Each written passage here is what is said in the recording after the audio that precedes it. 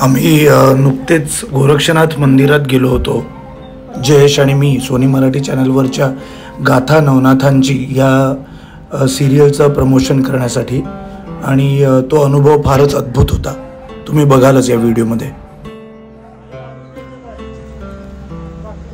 मंदिराच्या मागे गोरखचिंच नावाचं एक अतिशय प्राचीन म्हणजे हजारो वर्ष जुनं झाड आहे, ते बघायला मिळालं। त्या झाडाला प्रदक्षिणा घातल्या आणि त्या झाडावर अतिशय वेगळ्या प्रजातीची माकडं बघायला मिळाली आणि एक वेगळं समाव त्या झाडाला बघून आम्हाला मिळालं। अतिशय भव्य झाड आहे आणि असं आमच्या कानावर पडलं की या झाडाच्या खाली स्वतः गोरक्षनाथ येऊन ध्यानधारणा करायचे, तप करायचे किंवा बसायचे आणि इकडे त्यांचा सहवास होता या परिसरात। त्यामुळे इथे आल्यावर मला खूपच बरं वाटलं। विशिष्ट गुहेबद्दल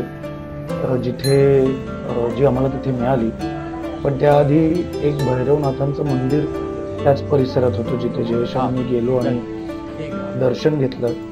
खूप सुंदर मंदिर होतं आणि पुन्हा एकदा आपण आलोय या गुहेकडे आणि असं म्हणतात की जे जमिनीच्या खाली जवळजवळ 10-15 फूट आत ही जी तुम्ही गुहा बघताय, इथे स्वतः गोरक्षनाथ येऊन